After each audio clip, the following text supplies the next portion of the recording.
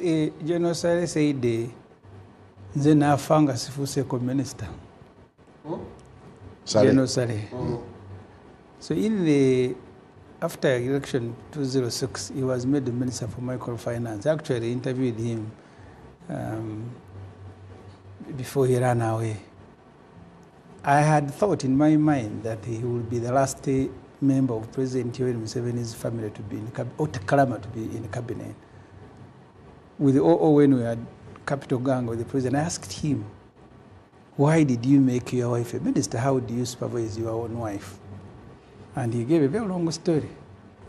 The wife is back in the cabinet. General Sale's daughter is there. Muhozi's Moram Shatsi Kutesa is there. Foreign affairs? No, she's in finance. I think yes, state finance. Yes, micro. That's a Moram for General Muhozi. Their babysitter, who was taking care of them when Museveni was in exile, Kaboyo, is there. The other relatives are there. Tumukundi, the other day, his son married one of Museveni's daughters. Is there.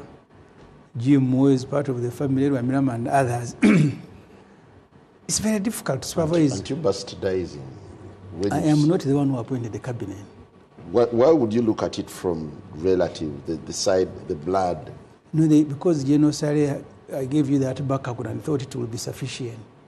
Okay. Since then, Afanga Sifuse minister. And in the following cabinet, they put him there. I think now he realized that there was nothing in being a minister. Now he has sent a daughter. Sale's daughter, Moses Moram, their babysitter, their mother. Now imagine a father chairing a cabinet with all these family members there. And they are not the only, these are the immediate ones. So there are others, I've told you, Tumukunde, Muhezi, Ramirama, etc.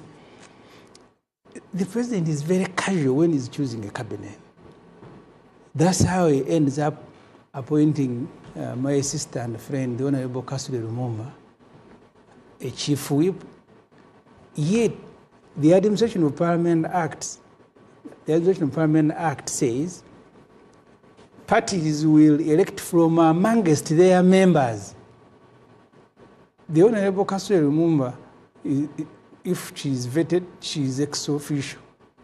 The first activity in Parliament is to designate members. And if you're ex officio, you will need to be vetted, and then you will need to take an oath for you to access Parliament. Now Museveni appointed someone who cannot access Parliament to go and do Parliament work on day one. You remember when he appointed the Honorable Chinobe as ambassador in Russia? He had just appointed an ambassador within it, so he was reminded, hey, but you said there someone, hey, okay, sorry. So Chinobe stayed there for a very long time. And he was quarreling with Nganda, who told him that, sir, you've grown old. He was quarreling. He doesn't want to be reminded that he's grown old. But President who has been around for a very long time with advisors. But the anomaly was corrected. Yeah, but you see, how could it even have happened? How? That the president, with all the advisors, he has 100 of them, he has assistants in their hundreds. He can issue a list and assign someone to go and assign other NRM leaders' duties when that person cannot access Parliament. Because until cabinet has been vetted and ex-officials are now invited one by one to take an oath, they can't access Parliament. But she is the one Museveni had assigned to go and designate, because today the first activity was designation. So for me, that's the president is very casual, and I'll come back to that. Let me just generally look at cabinet. One other thing I see in this cabinet is that there is a severance of relationship between the Obote family and Museveni. Museveni has dropped the representative of the Obote family, the Honorable Betty Amongi, and there is no UPC as brought. But Jimmy was protesting that UPC had never been in the last election, she stood as independent. She's actually, she's not in Parliament as UPC. I have seen her quarreling, but I've also seen others make a mistake. The Honorable Santa Alum was the chief whip, was the whip of UPC, but UPC did not gave her a card, so she came as independent. She's former UPC by the structure of the law. So the sole representative of the Bota family has been removed. It also speaks about the politics in Orango. That I note. I am happy with some appointments. Adonia Yebare, I think he's experienced. He's been in the UN for a very long time. And he tries to fix many broken relationships. I think he may even have participated in the one of Rwanda, if I'm not mistaken. But I also take issues with, because Muhoozi said at his birthday party, which he never attended himself, that when he was quarreling that some former army commanders and CDFs had not attended. Said, when this general invites you, you know, now David Muhoozi, I have been in Parliament. I think the best performing ministers, David Muhoozi was one of them. So was Musasizi, Ruth Acheng, and others. But David Muhoozi is dropped. One of the best performing ministers, former CDF. After the son said he did not attend his birthday party. J.J. Odong was also left. He's also a former army commander. He didn't attend. He didn't attend. He said the only person who attended was Katumba Wamala. And Katumba Wamala is maintained. So the ones who didn't attend were warned by Muhoozi that something will happen, and it has happened. So so there are. Baryomunsi bounced back. Baryomunsi did. MK was vowing that he will never be on cabinet again. Maybe that's the reason he's back. But also, Baryomunsi has been very active as a minister of information. He's a medical doctor, but he's been very active. You meet him even on community radios. These ones, Chizindaro. He's been very active as a minister for really. So maybe on account of his own energy and the time he has put in, but also because the son was vowing that him and Otafire will not come back. I look at people who have left, like General Moses Ali. General Moses Ali is 86, 87, I think 88 now. Old, but also unwell. I think it was good to allow him to go. I don't know why he was replaced by his son. I don't know the competence of the son. But that's politics. Matia Kasaija, he had abandoned the work of that ministry to Musasizi. It is only fair that you allow Musasizi to be the minister because he was the minister after all. Like David Muhoozi he was the minister for internal affairs, at least in the parliament, because Otafire never stepped there. But part of the reason, there was even a problem between Nabanja and Otafire. You appoint a supervisor who is despised by others. Because Nabanja, in one of the cabinet meetings, was quarreling that I don't know what Otafire wants from me. And Otafire said, is there anything that I may want from you? So they were in a cabinet meeting. Museveni likes it, that you get supervisors who are despised by those they are supervising. But also all the people should also learn to let go. Because if I am Crispus Chiyonga, with my experience and knowledge, I am not going to be part of a cabinet supervised by Nabanja. Professor Kamunt, you were part of Obote in 1980. I mean, very knowledgeable people. And then you avail yourself to be supervised by people you should be teaching. But when you look at the calculation of the president, yes, does it in a way sink into his ambition of Chisanja, no sleep? No. O was referring to the National Development Plan 4. The National Development Plan 4 has targets, serious targets. One of them that has attracted me is that every year government wants to generate nearly 900,000 jobs. In the National Development Plan 3, they were able to generate only about 300. That's according to their figures. It may not be true, but at least they say they failed. We have done tarmac roads now, I think, to about 6,000 from a stock of about 20,000. If you go to education, we have 2 million in secondary school, we have 200,000 in tertiary, and maybe about 9 to 10 in primary school. If you read, including the National Planning Authority, they give you the challenges in the education sector. One of them that is outstanding is that because of the quality of education that we give to our children, many of them, their productivity level will not go beyond 39%. Even IMF has done a report about that. So if you choose people, because Museveni's wife is very passionate about education, but she doesn't have time, but she's also inaccessible.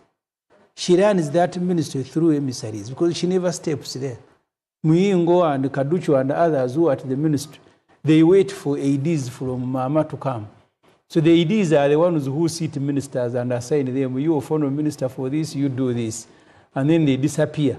So there will be nothing done at the ministry because even at a parliamentary level, we spend 5 years without seeing the Minister for Education. And the Honorable Taiwa said, because of the health restrictions, because each time you are going to access the president or a member of his family, you must do a COVID test. Say the first aid cannot be here. So if someone who is inconvenienced by health consideration, restrictions, why do you assign that person a responsibility of more than 15 million people? Because we have nearly 15 million people in the education sector. And the person who is supposed to be superintending on that sector is not available. And then you do reports, your own reports, and say children who are in school will not go beyond 39% their productivity level. So whether it is works. So when you combine the cabinet, and that's how I want the public to look at it, you have assembled a team that is supposed to deliver the National Development Plan 3 in relation to Uganda Vision 2040. So this particular group, when I was interviewed by NBS, I told them, just tell me a single private company that can hire any of those people Museveni has put in the cabinet. Just tell me, you're a private company and you go looking for staff and you hire who? Maybe the Adonias. But can you hire Chiyonga? They should be at home. They shouldn't be any. Well, as we take a break, Honorable Kwizera, is Chisoro satisfied or impressed? Did you have a share, given your voting pattern? You see, I want to inform you and Ugandans that who benefits from a good cabinet? Is it the president or it is the people who are supposed to be served? So when the president is appointing ministers, he should be focusing on the delivery, those who want service. Yeah, but cabinet is an embodiment of a national cake. Yes. Where you say, but we have also eaten. But now you see the element of appointing ministers in the form of reward system, not performance. This is where I agree with Honorable Opondo, that should we appoint ministers because we are rewarding them, all ministers must perform on a mandate of a minister to deliver service. That's very important. Secondly, the process of approval to vet. People should not be ambushed to vet. Actually, they should even call for a public hearing, because members of parliament who are newly elected, they are members of parliament, they are new. You are going to supply 82 members of the cabinet to them and to vet them from the room without even asking anybody. So I know they might bring their CVs, but who will check the correctness of the CVs if you don't allow the members of the vetting committee under our Article 9 of the Constitution? I think, if I can be corrected by Honorable Semujju, that Parliament can have capacity to invite other people even to help the committee, such that what the output is acceptable, not by only the appointing authority, but also by the people who are supposed to be served. So, but the issue of appointing people because you are using it as a reward system, it affects service delivery and effectiveness. Another issue that we should be looking at is that who benefits, as we were saying? Because now in Chisoro, if you appoint someone because he contributed to the Ruwero war, to struggles, can you relate it to performance? Because last budget, if Honorable Do you have any ministers from Chisoro? You can collect that. With us, we don't look at a minister.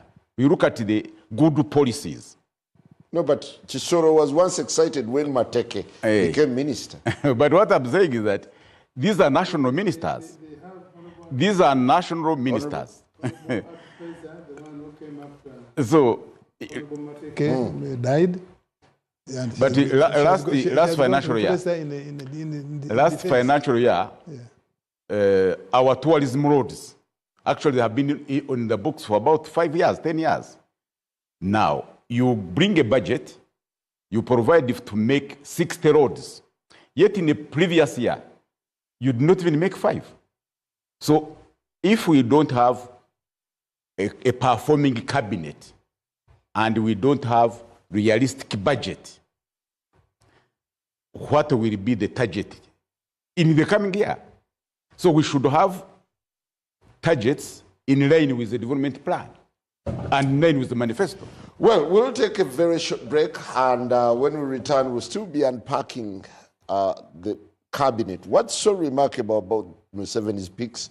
It's now Nabanja again, bouncing back as the leader of government business. We'll be back after the break.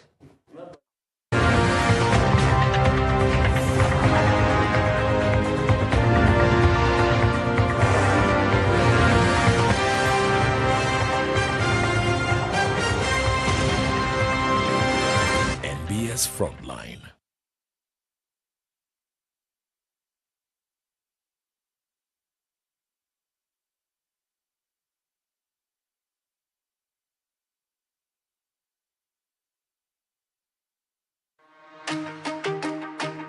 When the news moves, you move with it on AfroMobile. Get real-time updates and the moment they unfold. Choose from over 80 live TV and radio channels and follow current affairs your way on the platforms you rely on the road, in the office, in the middle of your work, or out and about. AfroMobile keeps the story going with you. Download AfroMobile today and stay connected to every update as it happens. Can I have a light, please?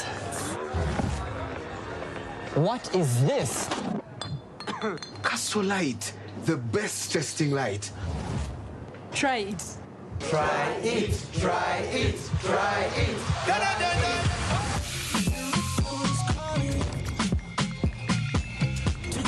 Guys, look at this post.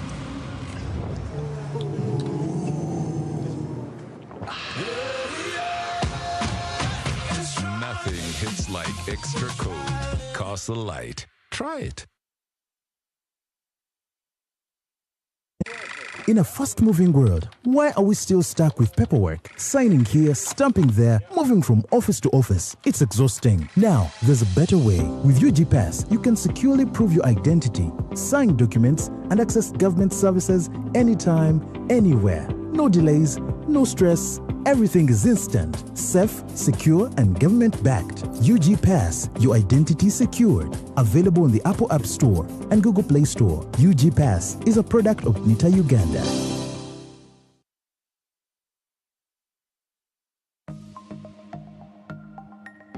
Better study tips.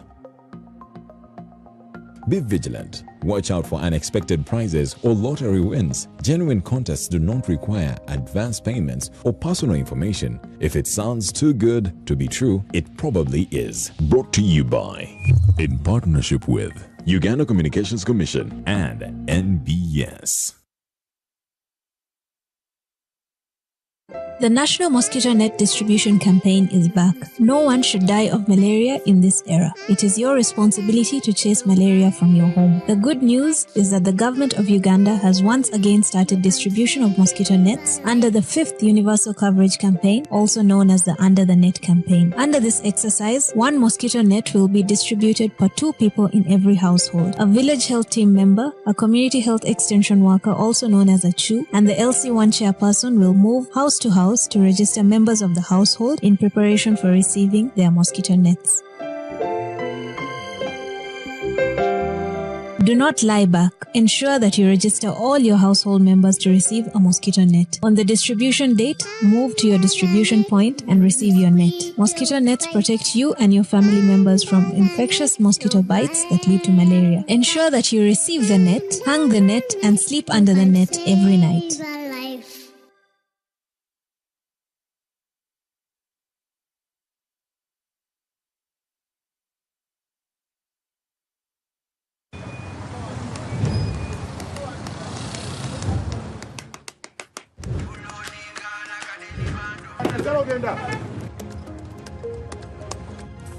And that's it for today. Till the next episode.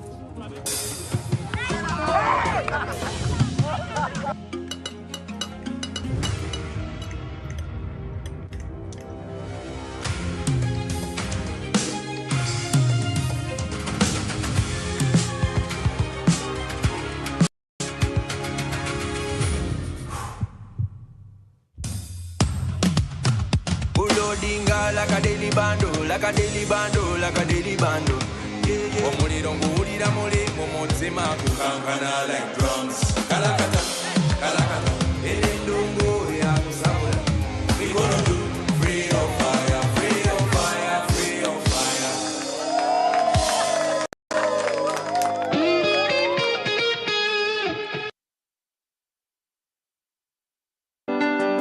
June is budget month, a defining moment for Uganda's economy. Under the theme, For Money this June, Next Media bring T26.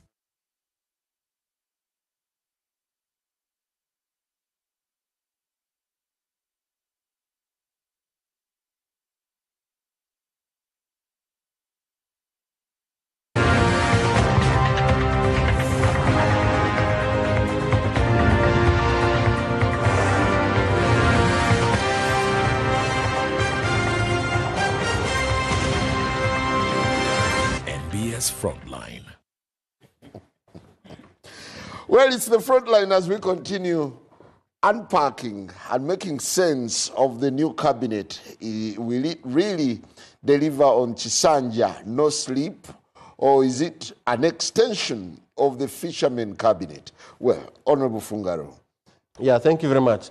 You see, there is also a problem with the educated people. The educated people who have gone so high with academics only, they never got placed into some offices of management or leadership. When they find some people who by divine providence or some circumstances placed in position of leadership, they say, how can I be led by somebody like this? When I am a professor, I have a PhD. But you have seen people who are highly educated failing in the simple leadership tasks. So we should go beyond education as a level of education as a measure of competence. Competence, as I said earlier on, is not only based on education alone.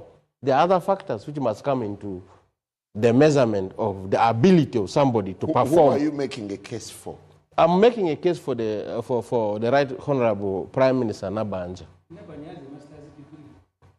Now, I think she's even pursuing a PhD. She's even pursuing a PhD. But why is it that people why is she undermining? Have this thing of undermining her? Why? But I've seen other people also who tried to undermine others. But when they were given this role to lead, they failed to lead. Now, with due respect, let me give you the best example of somebody who is said not to have read very highly, but has been able to lead properly. You read the profile of His Excellency Paul Kagame of Rwanda. And Museveni even. When President Museveni became a leader, was he a PhD holder? He led a rebel movement successfully through difficulties, but until he reached and put what we see today, even if we criticize him. Kagame the same. They never had time to go to school because they got engaged into rebellion very early in their lives. So for me, I would like to appeal to those. So what would be your yardstick? My yardstick is for a competent minister. What are the tasks assigned to that person? Is that person able to perform them? You measure performance on the basis of the milestones provided. For the sake of a rebel leader, like Kagame at that time, your role is to lead your troops, The troops should be able to perform the task of fighting. You lose few or lose none. Soldiers will not die, and you capture territory after territory. When you look at for this me, cabinet, this thing can it deliver on Chisanja and not sleep? Let me tell you this about myself. I think by the grace of God, I went to school. By the grace of God, I am born as a person who also understands things. But I respect people who are not educated like myself. I went to good schools. After Bongi Primary School, I went to St. Joseph's College Ombachi, a highly respected school. I went to St. Mary's College Kisubi, a highly respected school. Like this, I hold a master's degree in public administration and management from Makerere University. But I've seen people who never went to school like myself. There was a man in our place called Chief Selimani Lori. He was not educated, but that man was very intelligent and a good administrator. Very many people would come to consult him, even including those who were holders of master's degrees. This man would tell them, do like this, like this. And another one also, somebody called the Dr. Dagola, Dr. quote unquote. He never went to medical school, to any school here. But Dagola was working in Moyo Hospital. For him, he was an anesthetist, administering anesthesia for operation to be done. But did you know that he emerged as one of the best surgeons, and he was at the end of the day given a certificate? So in this case, you're arguing for low caliber persons to be appointed to key ministries. I am arguing in favor of people who are appointed on the basis of the expected performance out of them, that you go and do this, not on the basis of papers. So don't undermine Nabanja. Nabanja is a very active person, Right Honorable Nabanja. The Prime Minister, the appointing authority must have seen something good in her. So we should ask ourselves, what was President Museveni looking for at the time when he said, I want this one? What was he looking for? Thank you. Has President Museveni again demonstrated his unpredictability with this cabinet? You've already had PLU complaining that they were not rewarded fairly. Well, the Constitution of Uganda gives the president 100% prerogative to appoint, even if there is a caveat for vetting. As chief executive, he can persuade the vetting committee, he can talk to and doesn't have to explain how he has persuaded the appointment committee or the chairperson. I remember quite a number of appointments. You remember the case of Haji Naduli. I think that time it was Right Honorable Kadaga. They talked earlier, and Naduli, who many people thought the committee would throw out, was passed. Now, the onus is on... So the Constitution gives him, so he's the one who knows the real reason why he gives Ofwono and doesn't give Njala. And with due respect to Fungaro, none of us here has said, questioned academic qualification of anyone. And if Semujju, even Semujju who criticized Nabanja, I don't think he said it is the academic qualification. Probably he's talking about attitude. Probably he was talking about the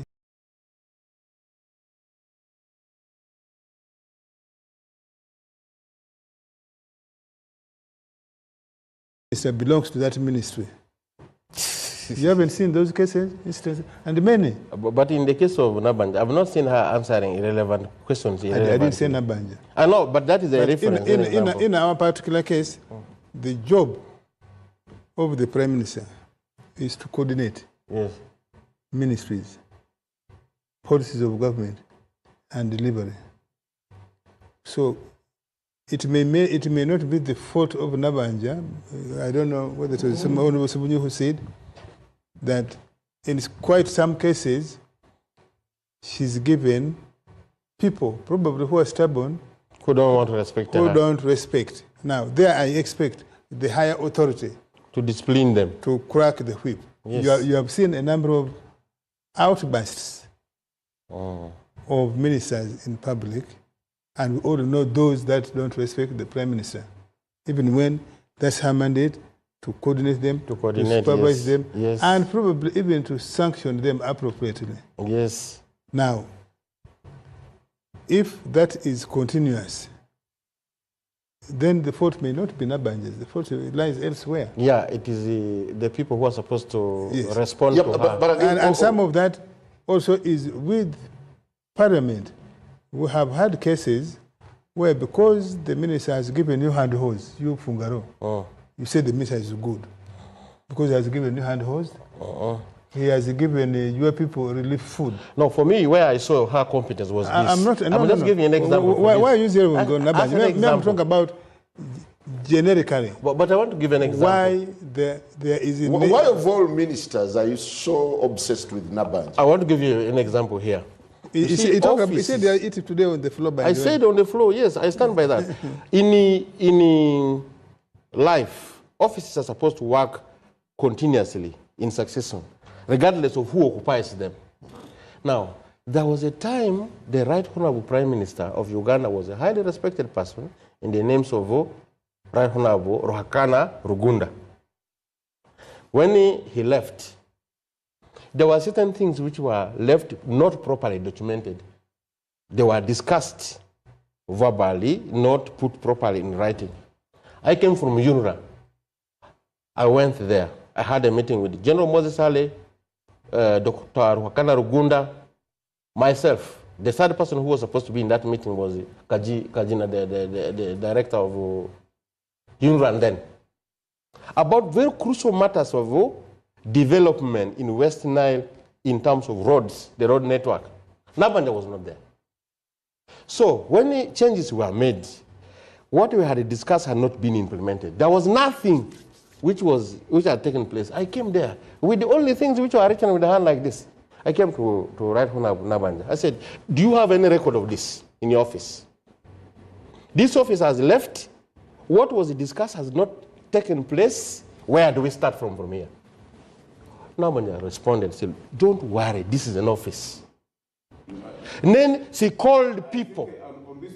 So for me, I saw that she understood her work. She was able to put the record correct, and the work is going on today. You see? So for me, I saw she was someone who understood the role of her office. Honorable Fungaroho, yes. You are talking of something that was written by the former Prime Minister, which you brought to attention of the current one. Yes. How do you look at the National Development Plan with provisions of other projects that were not implemented, even when they are in National Development Plan, other than those ones which were handwritten, because of influence peddling? So we are not, no, wait, we are looking at it. When you are debating, you leave out the issue of conflict. You are conflicted because there is something that is motivating you. You received the favor. Yes. No, wait. You are conflicted because you are now personalizing national decisions. We are looking at leaders making decisions which are informed. And all of these positions have qualifications. So nobody has challenged the right we are eating into your time. No, I'm saying that we should look at leaders who are going to make informed decisions that decisions that will benefit the public, not individuals. No, I'm not an individual.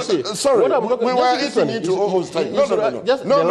I'll give you your time. I'll give you your time. Okay. Well,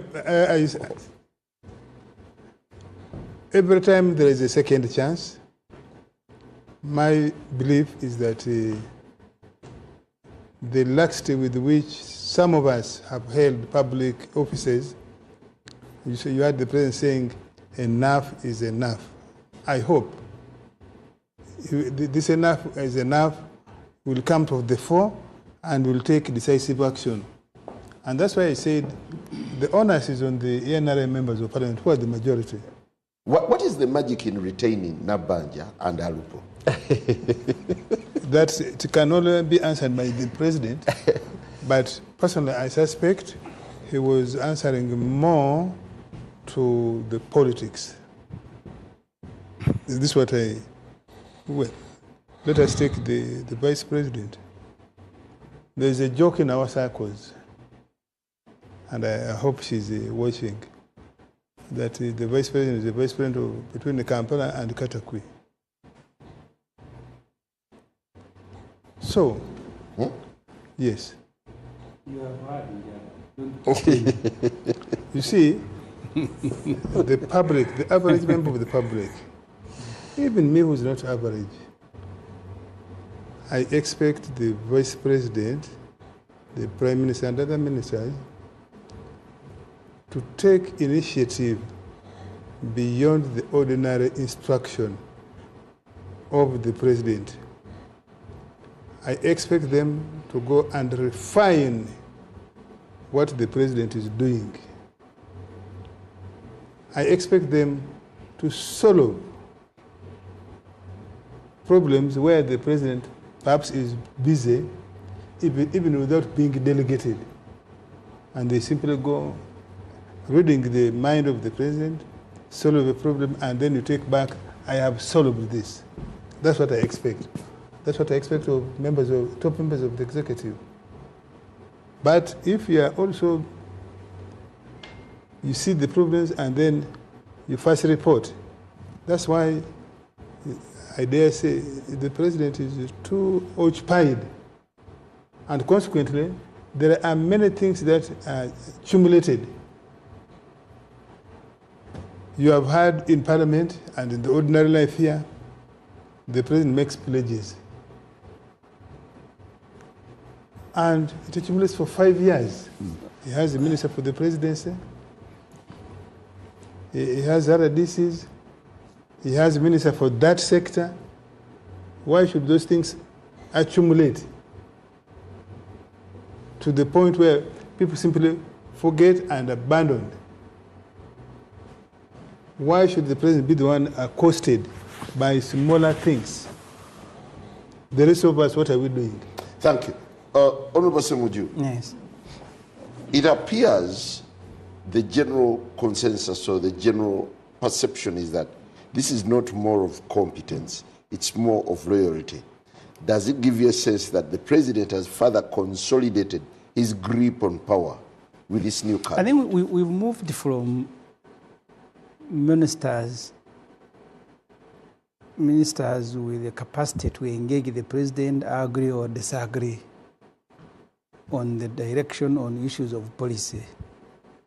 When you had people like Dr. Ezra Suruma as Minister of Finance, they internally disagree with the president on the policy. For example, the privatization of banks. Up to today, Dr. Ezra Suruma thinks that it was a very big mistake because he thinks if you don't run your own banks, you will be rebels for life, because I read his recent missive that the Western interests will never allow you to have capital. And actually, the president now agrees with him. Yes. Consequently, the many circles, Myoga, PDM, that's one way the president is agreeing with this Roma that you need your bank. Yes. You need your own. So you moved away from people with the capacity to engage with the president and disagree on policy to nearly robots who come to Parliament just carrying and trafficking what the president has said. Whether they agree with it or they disagree, as long as they are ministers with a convoy, that gives them satisfaction. So to be a minister and ministries have been diluted, that most of the work is done by the president through other people. In this Parliament, where I have been, if Chiwanuka Chiriowa stood to say something, you will listen. You will know that either he has spoken to. So the confidence with which he speaks, the sophistication, the state craftsmanship that he has. And that's why I disagree with the Honorable Fungaro. We are not just assessing academic qualification. We're looking at someone whose state craftsmanship. And doesn't matter how many degrees you have achieved. There are people who are professors but stupid. and we didn't refer to academic qualifications. But there are also people who, because it doesn't mean that if some professors are stupid, now you bring anyone. Because the professors, you met one who was stupid, now you go and pick Chakoseras, now they become part of your cabinet. Museveni himself was laughing at his cabinet last time. When he said, this cabinet of mine, of fishermen, they told him in the cabinet, he laughed and tears were rolling down, laughing at his own cabinet. But the reason he does so is that he does not expect this cabinet to do anything serious. It is, I remember when he appointed the late Kagwa, he said, I appointed Kagwa to represent me at funerals. So sometimes Museveni appoints... As Minister for Presidency. Yes, he said this one will be representing me at funerals. So he, in his mind, he doesn't visualize the minister as a serious thing. So is this hula about who was placed where necessary? It's just symbolism. I've seen a lot of uproar over Muganga, over several other... And I think Muganga, the reason people are saying no is also Rwandese. That's what I have seen circulating. Yes. That is not a Ugandan or is a person of dual nationality. That I have seen. Is it important? This is how Museveni works, Njala. No. It may be important because under our constitution, there are specific offices that are bad, where people with dual citizenship are bad. I am not sure if a Minister of State is one of them, but we can check the provision of the Constitution. But I know for sure, the President, for example, Inspector General of Government, Inspector General of Police, those ones. Including ministers. I need to check that, but at least I know that. So, if we were to check, the guys who are in the vetting committee ought to check if that allegation has come about Professor Muganga. We can check. He's a public officer. I don't think his citizenship status is a secret. And if he himself checks the constitution and finds that he doesn't qualify, he's not eligible, then the best thing would be for him to step down, to decline the appointment. Earlier we were discussing Kasule Lumumba, that you have a president who doesn't do due diligence. That he can wake up and appoint someone who's not a member of parliament to go and become an MP. So its chances are high that he may pick someone who doesn't qualify to be a minister, like Honorable Kasule Lumumba did not and does not qualify to be a whip. But Museveni put her on the list as a whip. So you see, it's likely that he can choose anyone. But for me, the major point here, Njala, you need to understand how Museveni works. Sometimes he appoints people with the full authority and he allows them to work. Yeah, but again, sometimes he appoints people and he gives them no work. So it is his design. When he brought Chiwanuka Chiriowa as Attorney General, Chiwanuka Chiriowa spoke with authority as Attorney General and he would commit government.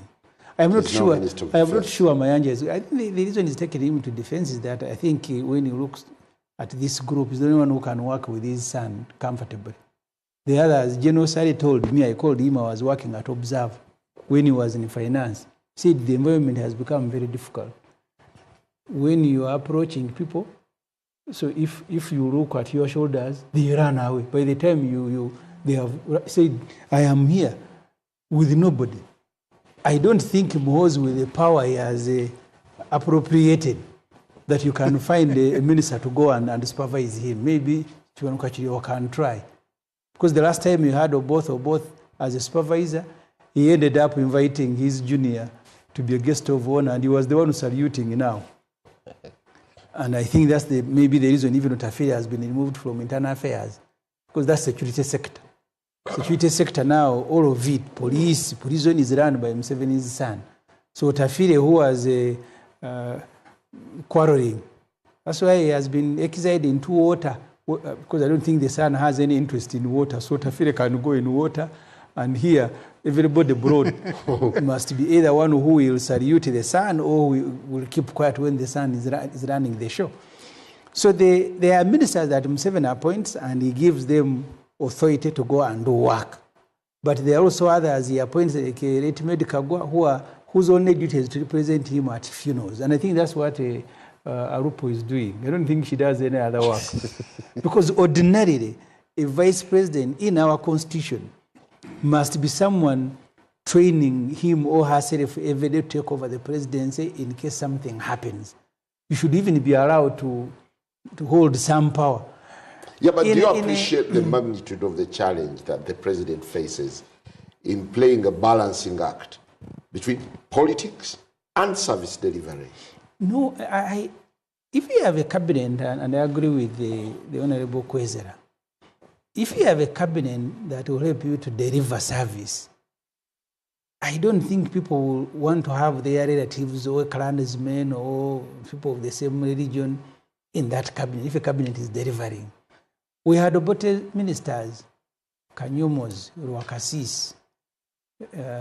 When those guys were visiting our schools. Those ones are not good examples. Yes. The good examples perhaps are the ones of the 60s. These ones were singing Nyamarunga. No, I was much older. I don't think those ones. Yeah, but if an Obote minister gave you a school, that school will be constructed. These ones, Museveni cannot even offer you a pen. He'll have to first ask either Mohozi or Sare or one of the relatives that can I offer a pen to this child. Those ones had authority of Opondo. They came to our schools and promised things and they were done. Yeah, but you're also looking at newcomers, the new players on the block, the Nameres, that lot. How much will it deliver? Namere has energy, but government doesn't work that way. If you want to know how government works, you look at the budget that they have given you. If you go to local government, for example, the budget for local government in this financial and last financial year was 6 trillion.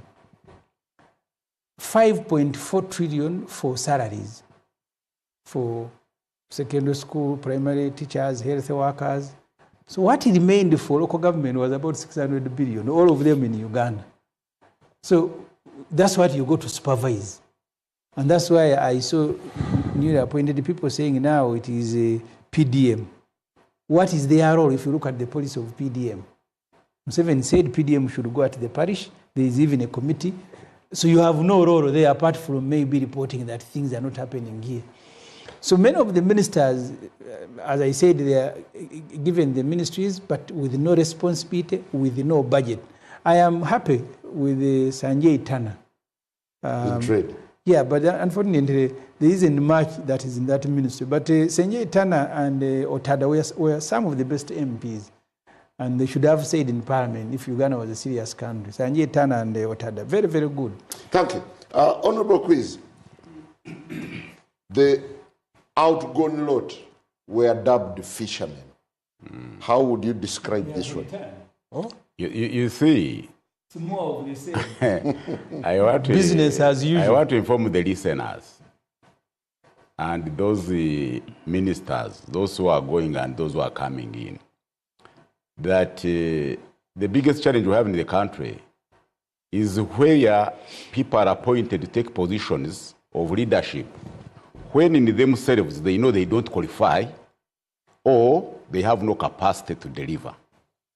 And they don't report back to the president and say, you have offered me this appointment, but I can't manage. So people are appointed some do. As if it is by accident. The Honorable Tom Butimi was appointed minister for Karamoja. Yes, but he's 1 in a million. So but it didn't decline because that thing of decline for different reasons. Yeah, the issue of appointing people by accident, without even consulting them whether they can serve, is undermining service delivery. Because you are putting someone in an office, whether you find that the top management, those are supposed to report to him or he's supposed to supervise, is less informed than the people supposed. He's supposed to oversee or supervise. Meaning that now the technical people don't respect that person. And actually, I would think that even the president people are withholding information, which is vital from the president. So the president now, because of people who are lobbying and he wants to reward people, he appoints people and he deploys them without looking at what they are supposed to do. That's why we are saying that in this appointment, why can't the president work in accordance with the Constitution, Article 1174, which says that the president shall assign. You have appointed someone, you have given instrument of appointment. But there is no assignment. Assignment means that you must call that person and say, I have appointed you as the minister of Opondo, as the minister of education, or as the minister in charge of roads. I want you in this period to have so many kilometers of tarmac because I have given you the budget. But here you find a minister who is, you ask one of some ministers say, but do you interact with the president? Say, no, even the appointment letter is sent to me. I don't even see him. So some of these ministers are working under fear. They say, if I ask the president will sack me. He will think I don't know what to do. So there must be some kind of transparency. So it is foolhardy to expect a lot. Definitely, you cannot expect a lot from these ministers who are supposed to be assigned, but they are not assigned. And you cannot gauge their performance. Neither the president can gauge their performance.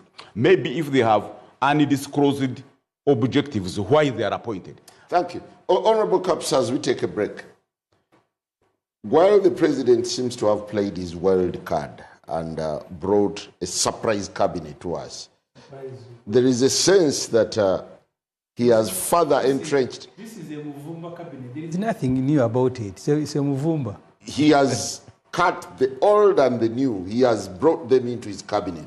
Do you think this, in a way, strengthens his grip politically? Now, for me, what I would like to say here too, before I answer this question, there is this question, the original debate moving on the matter of rewards and sanctions for the performance or ill performance, lack of performance of a minister. If a minister doesn't perform very well, who is to be punished? And who is to give the punishment? Number one, if the minister doesn't perform very well, minister 1, 2, 3, and if there are many, it means the whole government has failed to perform very well. And in this sense, the entire government is supposed to be punished. And in this way, the people to punish are supposed to be the voters. The problem we have in Uganda is that the system of checks and balances on performance has been crippled. At the end of the day, the people have no way of giving their verdict in terms of their own assessment and judgment to the extent to which a ministry or the whole government has performed very well or less to the expectations of the people. This is supposed to be done through the vote of the voter at the end of the period of time of a regime like this one here. President Museveni's government fails to perform at the end of the day. When it comes to the time of voting where the people are supposed to give a vote of no confidence or a vote of confidence, the system is crippled using new things in the electoral system. So you need to check the whole element of democratic checks and balances to find out why this continuous way of appointing ministers with the questionable credibilities, with the questionable performance. If a minister doesn't perform well, the blame is put on that particular minister. This minister is swept off by a new appointment of another person. And yet, has President Museveni strengthened his grip politically? For me, what I see in this cabinet is that President Museveni is holding two strings. One, his own string, and the other one, the string of Muhoozi. He's releasing. Yeah, there is something like this. If you see this, a lot of people, beginning from our brother here, who was Minister of Youth, he's now Minister of Local Government. Barugahara is called like that? Balam. And then you come to the other people who were associated more with the Maiobi Muhoozi. It's like they want that voice to grow, the voice of General Muhoozi to grow more and more into the politics. as Museveni is keeping just enough of the old people to avoid him looking isolated as the only old man in the cabinet. Yeah, but PLU is dissatisfied with the numbers. They say. But Museveni cannot also isolate himself completely, that he brings all young people. And then he remains the only old man in the cabinet. He must keep some people like Kamuntu Professor. Tumukunde is back. Tumukunde is back. Those are fairly close age mates there. Chionga. As he leaves Moses Ali to go, he leaves Matia Kasaija and that type of people. So this cabinet has two categories of people. Young and old. Do we need to watch the young tax, or they will be swallowed by? For me, the most important thing here is he's building a system that also destroys our democratic credentials, in the sense that the person whom he wants to be heard in the political circles is General Muhoozi, a serving soldier in uniform, running a political organization called PLU without resigning from the army, contrary to the law. We have said this several times, that if you want General Muhoozi to participate in politics, let him leave the army, let him resign and come into politics fully as a civilian, so that we can preserve the sanctity of a national army, professional and democratic, loyal to civilian. Well, we'll take a very short break, and still when we return, we'll still be looking at the undercurrents, plus, of course, the baggage or the weight that awaits the new cabinet. We'll be back.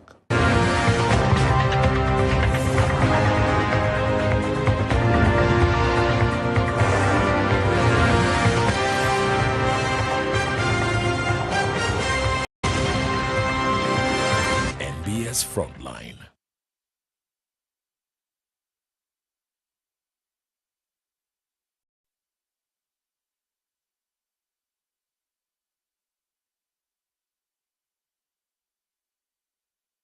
In a digital world, not everything is what it seems. False stories today spread faster than truth, leaving us all wondering what's real.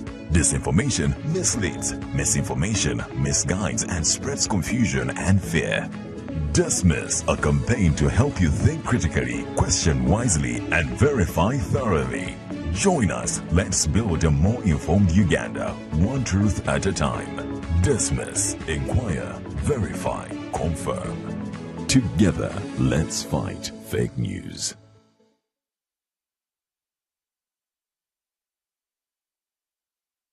Across Uganda, the parish development model is paving the way for prosperity, helping families transform their lives through strategic farming practices, like the 4-acre model.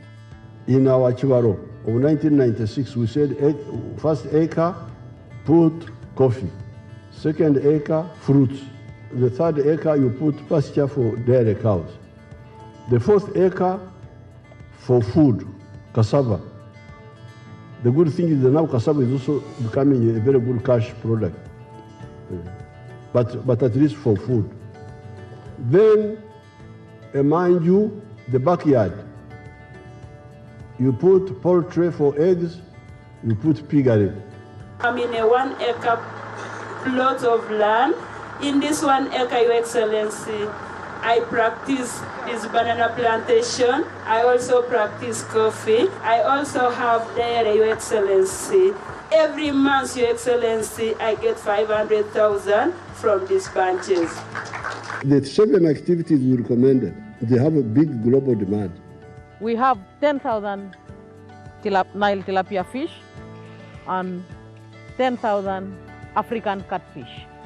And when we sell our 10,000 tilapia, we get in one harvest 20 million shillings. Fruits, especially capsule, which is cold, can do very high value crops like apples. And then finally, those who are near the wetlands, like the ones in Bukit who are wasting the wetlands, they should do fish farming, not in the center of the swamp, but at the edge of the swamp. From coffee farms to fish ponds, the 4-acre model is empowering Ugandans to transform their lives. The parish development model is your pathway to wealth creation. This message is brought to you by the Ministry of ICT and National Guidance.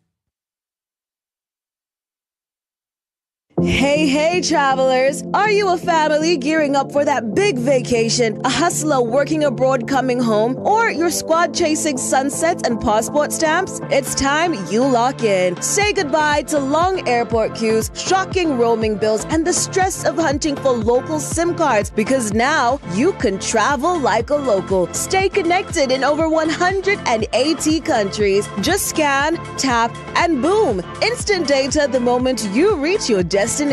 Get your Rogue Travel eSIM today at travel.roguetelcom.co.ug. Contact us on 020-5000123.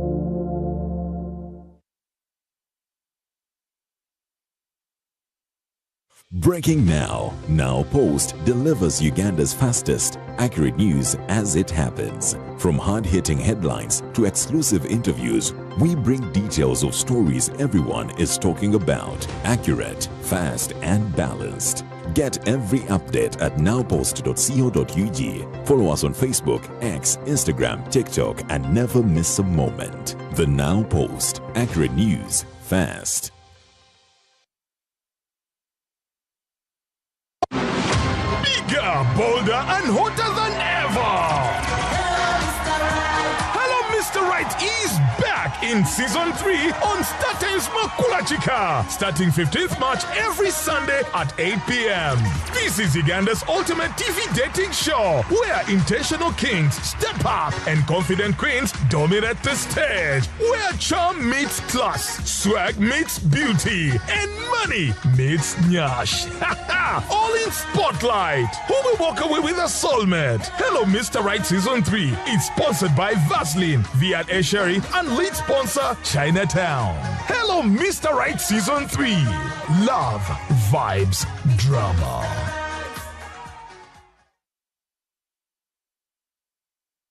Now here is a politician, and before he gets in his race, God is leading him through the prophetic. In order to be crowned, you need the prophetic.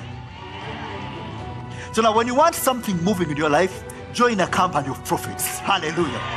Be in the company of the prophetic.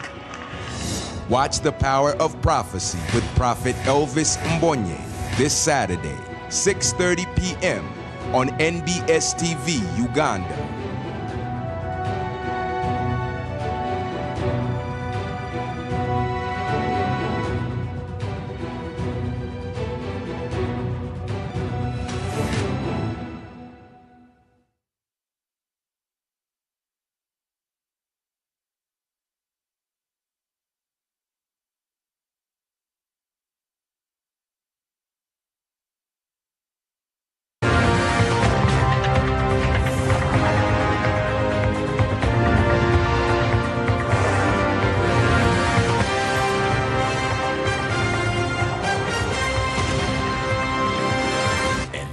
Frontline. Welcome back as we discuss everything about the new cabinet, the surprises, the shockers, the upsets, and the expectations. Honorable OO, we've heard from the pressure group, PLU, very bitter about the allocation. They said they were given few slots and they are dissatisfied. What's your take? You know, the cabinet shuffle that brought Baramu, Abe, and others, after that cabinet shuffle, we went to Kisozi. And the president publicly told us that now I have PLU members in my cabinet, and called them one by one to stand up so that we see them, we know them. Good enough, none of them has shied away, something which I thought undermines in the public eye the authority, the constitutional authority of the president. Along the way, when General had issues with the Bariomosi, you remember, he tweeted, he said, "You will not be minister again." Now, the ordinary person that says, that means, in my view, you are the one, or you have a bigger say. And I thought, again, that statement undermines the thoughts of the president. Because if the public, the country people, begin to believe that the president does not have full authority, other people are boasting that they are the ones who make the presidency appointee. And you have seen since that time, the flood gates were opened and people rushed there, even people with no principle, political principle, I mean, no ideological standing, they were on that side. That led us to an avalanche in the last election, where you had people run and picked NRM cards, ticket, but they also said, we appeal you. And you saw in the, I will call it the unconventional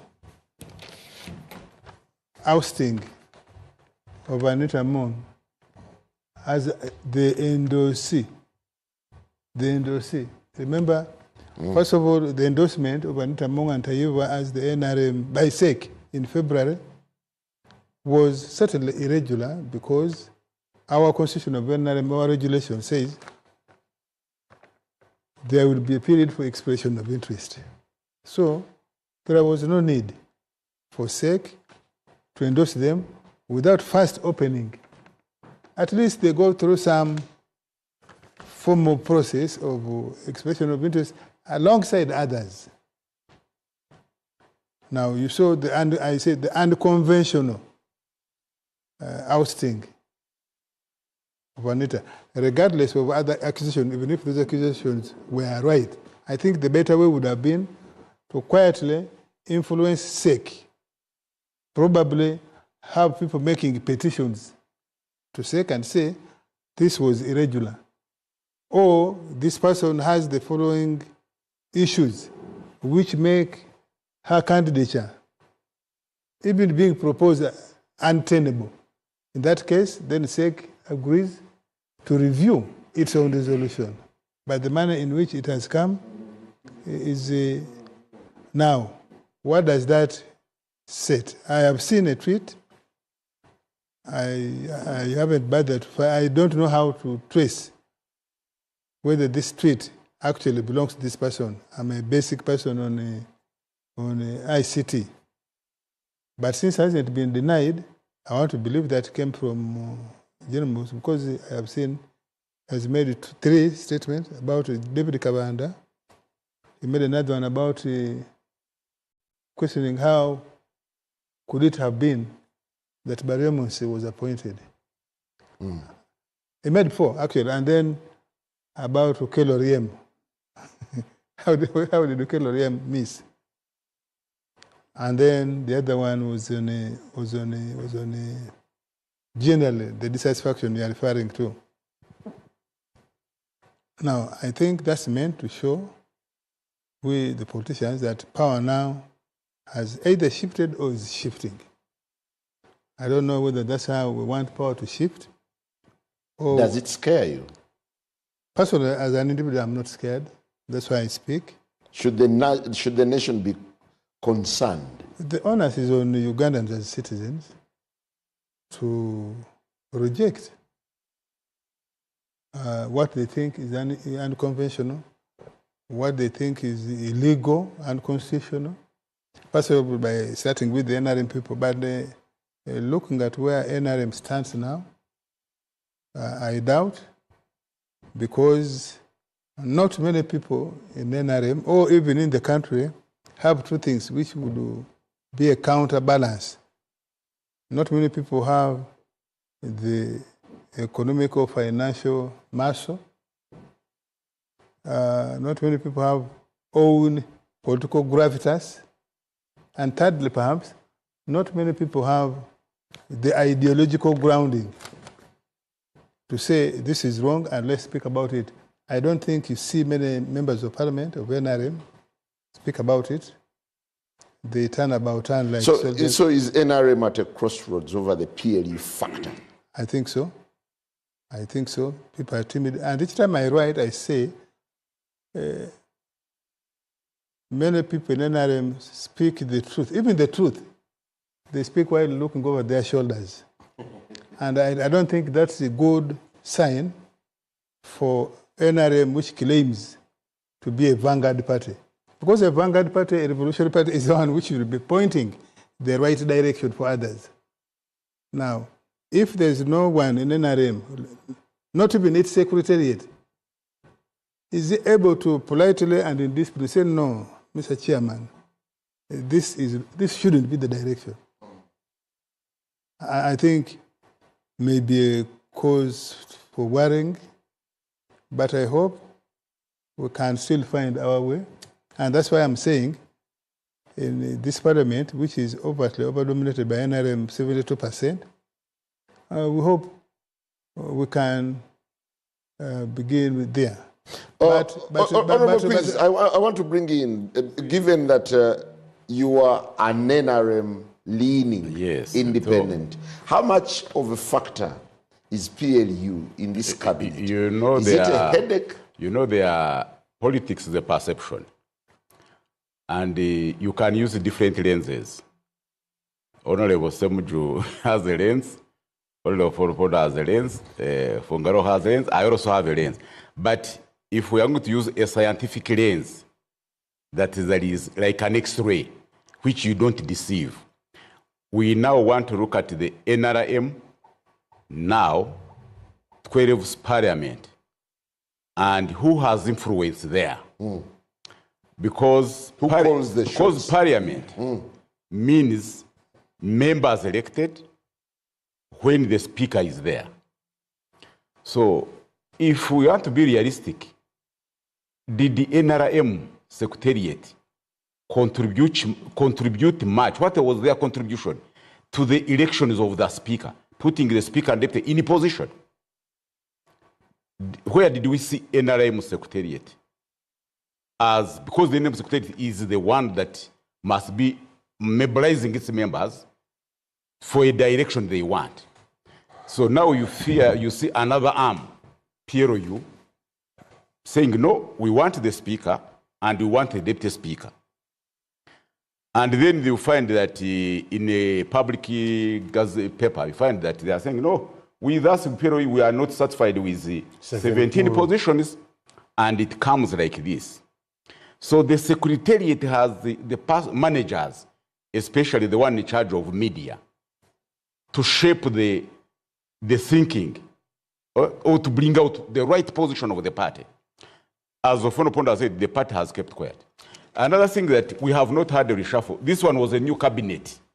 A reshuffle is when in the midterm, you reorganize. But this is a new cabinet formation. The beginning.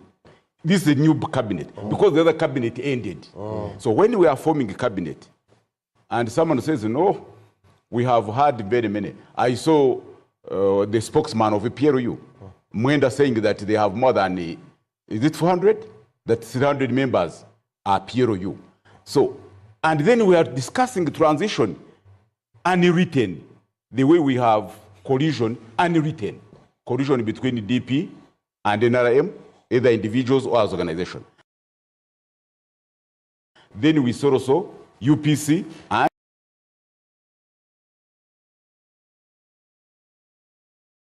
relationship between PLU and NRM, because you cannot make reference to it. There is no document, at least to my knowledge.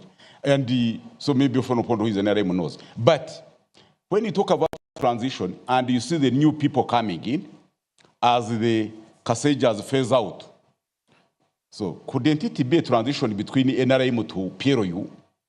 Well, Honorable Semujju, that's what should be answered. I'll get to you, Fungaro.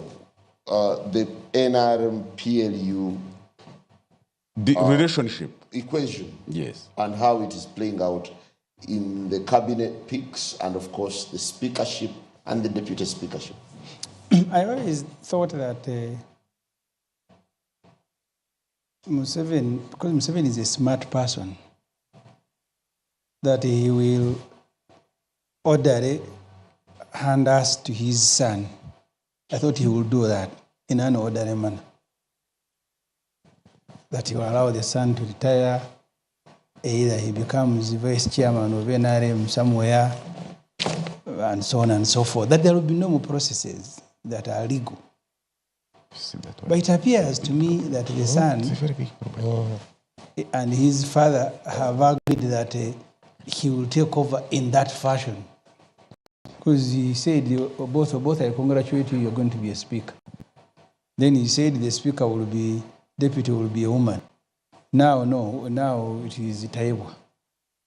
And when you see these public statements being made, that PLU is dissatisfied. What is PLU? I want to tell our viewers that we are switching to Afro Mobile yes, as the conversation continues. PLU? Yes.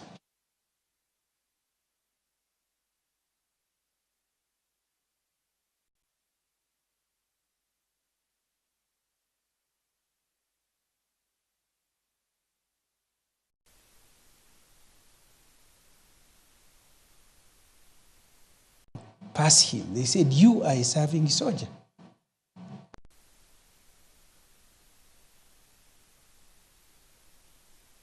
And Parliament said the same thing, but he refused, and Aronda was vetted, he became a minister without having to retire from the military. Since then, he has brought Katumba Wamala, David Mhozi, everybody. That's abnormal, that is illegal. But he has normalized it. He himself kept saying his son is LDU, he will not be a president, NRM will decide. Even what he said that NRM, he has taken it away now from NRM. They are looking stranded. I saw Kawanda at both his function when he was the one now announcing who will be a speaker in the presence of Todongo, Tango, Doya, and other NRM people who looked lost completely. They had to stand. And then he said, so the smart Museveni that I know, either he has been overcome by old age, that because Museveni has done illegal things, but in an orderly way. Sometimes you get to notice when they have happened. Because his son, he said initially was LDU, slowly he goes to attend the courses, he promotes him slowly until he became CDF. But what is happening today, I don't know where it will end. You see, the trouble with people who carry guns and violence is to think that they will be wiser than their predecessors. That's why in Africa we have had problems, whether it is Egypt, whether it is Tunisia, whether it is Sudan. People who control violence think that they are going to be wiser. Those ones who were overthrown, who made mistakes, there's something they didn't do. Well, because why really? Why do you subject a country to this? Honorable Fungaro, as we come to wrap, what do you think of this new force, the PLU, and how it is influencing the politics of the day? The last time I see this happen was in Zimbabwe, where Mugabe's wife was ordering him in public. Remember one time she organized a very big function of the Women League, which she was heading. And she told Mugabe, you tell the country who is going to succeed you. Mugabe was looking like this. This is what has happened to Museveni, that the son is ordering him publicly. Appoint Opondo, remove so and so. To me, there is something bad seeping in slowly, eating up the good which President Museveni and the NRM, NRA could have claimed that they fought for. They said they went to the bush and fought for democratic governance. Instead, what is coming in is dictatorial governance. They said they went because they wanted civilian authority to prevail over the military. It is now the other way around. It is the military prevailing over civilian authority. The supervision of the military, the armed forces, is going to get lost if this spirit of the PLU continues like this. Like PLU, an organization which is said to be a pressure group, is increasingly being portrayed deliberately to be like more powerful than NRM. Actually, the organization which is in danger number one, political organization which is in danger number one, is not FDC, is not NUP, is not any other political organization of the opposition. It is actually NRM. Because see, PLU is taking the space of NRM with a military leader. Just like Museveni was a military leader, giving command to those who were in the NRM, in the system. Now we are seeing another military leader. But the question is, what example are you showing to the other people? Are you not telling Ugandans that for you to have a say, you must be a military officer? This is the problem. Thank you. As we get out of here, can the president's choices be vetoed? That's what the Constitution and the laws provide. Yes, but under the circumstances. The question to ask is to say the people we approved today to be on the appointments committee, the Right Honorable Speaker said they are going to start sitting on Monday. Usually that should take no more than 3 days. Will they rise to the occasion? Do they have a basis? Do they have gravitas? Take 2 days. Bloody unlikely. That they will have gravitas? I doubt. So, but we live in hope that the president probably will at some point say, maybe there's where we deviated and we come back to the campus and find our way. I hope the people in NRM, at SEC, at NEC, probably the new group and in Parliament may raise alert that, look, this is not the best way to move. Otherwise, we may be we could risk in the history of the world, there is no one, however powerful, who has had the control of the full continuum of events. At some point, you get overwhelmed. And I don't think with what President Museveni has done, with what NRM has done, that this is where we want to go. I just want to conclude. When we're having this question of people being arrested, yes, people, when they commit an offense, this is our law, brought by the NRM and more particularly by the president. But how can a human being get lost and nobody can account? How can it be, therefore, that somebody probably is arrested by a state agency, let alone they are not police, and that we cannot transparently account for their whereabouts? How can it be possible? On the order paper, there was an item on varying cabinet. Yes. How did it end? No, you see, the Constitution is modeled in such a way that it fixed cabinet ministers at 21. And ministers of state, I think, at 21 years. No, ministers Both of of state. them. Both of them. 21 years. Now, every new term of government, the president, for the reasons we have all discussed and we all know, it requires that you come back and ask for another extension. Okay. So they were not asking for new ministers, new positions. They're asking for the same exact position as was in the old government. In fact, if you look at the cabinet list released 2-3 days ago, is actually the number that Nabanja moved the motion to approve. So they're not including more ministers. Well, gentlemen, I can't thank you enough for joining us tonight, and to the viewers, many thanks. That brings us to a close. Thank you, Honorable Quiz. Thank you, Honorable Fungaro, Honorable Opondo, and Honorable Semujju Nganda. Good night. See you next Thursday.